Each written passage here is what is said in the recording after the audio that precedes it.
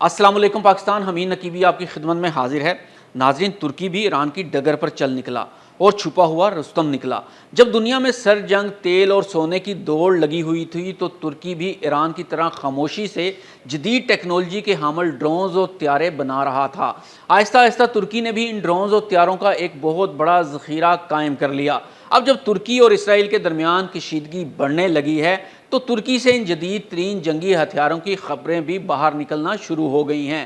مشرق وسطیٰ میں ایک نئی جنگ کا خطرہ صرف میزائلوں اور بمبوں سے نہیں بلکہ آسمان میں آنے والی ایک نئی ٹیکنالوجی سے بھی جڑا ہوا ہے۔ ترکی اور اسرائیل کے درمیان شام کی وجہ سے کشیدگی خطرناک حد تک بڑھ چکی ہے، لیکن اس بدلتی ہوئی جنگی صورتحال میں ترکی کے پاس ایک ایسا ہتھیار بھی موجود ہے جو روایتی ڈرون سے کہیں آگے جا چکا ہے۔ ایک ایسا بغیر پائلٹ جنگی طیارہ جو جیٹ کی رفتار سے پرواز کرتا ہے، دشمن کے طیارے کو تلاش کر فضائی میزائل داغ سکتا ہے، زمین اور سمندر کے اہداف کو نشانہ بنا سکتا ہے اور ضرورت پڑنے پر خطرناک فضائی حدود میں پائلٹ کی جان خطرے میں ڈالے بغیر داخل ہو سکتا ہے۔ اس کا نام ہے قزل علمہ۔ یہ سوال یہ ہے کہ ترکی نے آخر کیا بنا لیا ہے؟ یہ طیارہ کتنا طاقتور ہے؟ اسے کنٹرول کیسے کیا جاتا ہے؟ کیا یہ ریڈار کی نظروں سے بچ سکتا ہے؟ اور اگر ترکی اور اسرائیل کے درمیان شام کے معاملے میں براہ راست فوجی ٹکراؤ ہوا تو قزل علمہ اسرائیل کے لیے کتنا بڑا مسئلہ بن سکتا ہے؟ آئیے سمجھتے ہیں۔ ناظرین، قزل علمہ آخر ہے کیا؟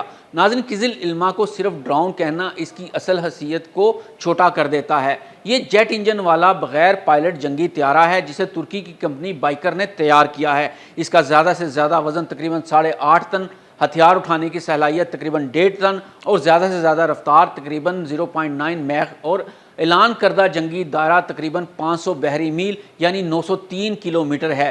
3 گھنٹے سے زیادہ فضا میں رہنے کی صلاحیت بھی بتائی گئی ہے، یعنی یہ TB2 جیسا سست رفتار، نگرانی اور حملہ آور ڈرون نہیں بلکہ ایک ایسا طیارہ ہے جسے مستقبل کی فضائی جنگ کے لیے بنایا جا رہا ہے۔ اسے خطرناک کیا بناتا ہے؟ سب سے پہلے اس کا نمایاں رہنے والا ڈیزائن۔ قزل علمہ کو اس انداز میں بنایا گیا ہے کہ دشمن کے ریڈار پر اس کی موجودگی روایتی بڑے جنگی طیارے کے مقابلے میں کم نمایاں ہو، اگرچہ اسے ریڈار سے مکمل طور پر غائب سمجھنا غلط ہوگا۔ دوسری بڑی چیز اس کا ایسا ریڈار ہے جو فضائی صورتحال کا جائزہ لے سکتا ہے، اور تیسری چیز اس کا ہتھیاروں کا مجموعہ ہے۔ یہ فضائی اہداف کے خلاف گوک دوغان جیسے میزائل اور زمینی اہداف کے خلاف مختلف درست نشانہ لگانے والے ہتھیار لے جانے کے لیے تیار کیا گیا ہے، یعنی ایک ہی طیارہ دشمن کو دیکھ بھی سکتا ہے، فضائی ہدف کو نشانہ بھی بنا سکتا ہے اور زمین پر حملہ بھی کر سکتا ہے۔ لیکن اصل خطرہ یہاں شروع ہوتا ہے۔ نومبر 2025 میں قزل علمہ نے ترک فضائیہ کے F-16 کو اپنے ریڈار سے تقریباً 30 میل کے فاصلے دور سے شناخت کیا اور گوک دوغان میزائل کے ذریعے فرضی حملہ کیا۔ یہ حقیقی جنگ میں F-16 کو مار گرانا نہیں تھا بلکہ جنگی مشق میں فرضی نشانہ تھا، لیکن اس تجربے نے ایک انتہائی اہم بات ثابت کر دی۔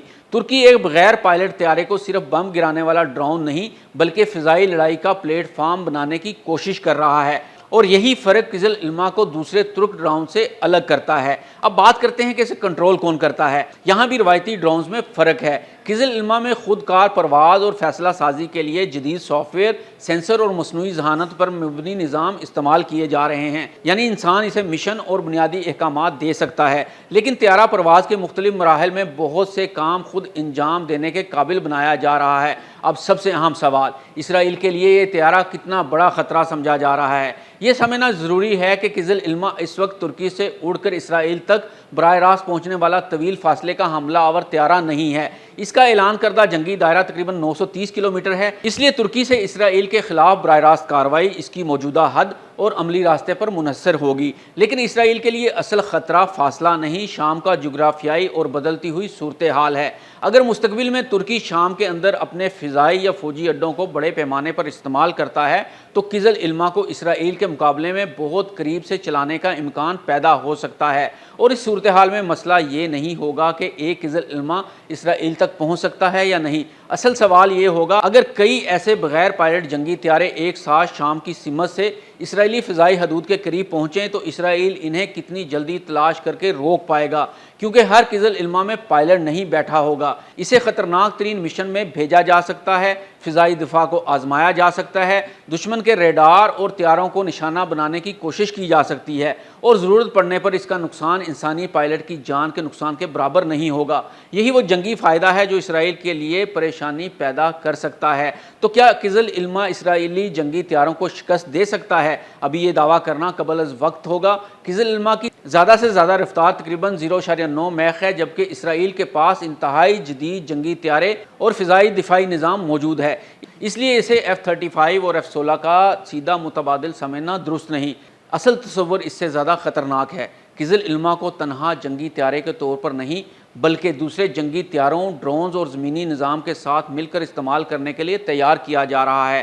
یعنی مستقبل کی جنگ میں ایک ترک جنگی طیارہ آگے بڑھ سکتا ہے، اس کے ساتھ کئی قزل علمہ فضا میں موجود ہو سکتے ہیں، اور ہر ایک مختلف ذمہ داری ادا کر سکتا ہے۔ ایک نگرانی کرے گا، دوسرا دشمن کے طیارے کو تلاش کرے گا، تیسرا فضائی میزائل لے کر آگے بڑھے گا، اور دوسرا زمینی ہدف کو نشانہ بنائے گا۔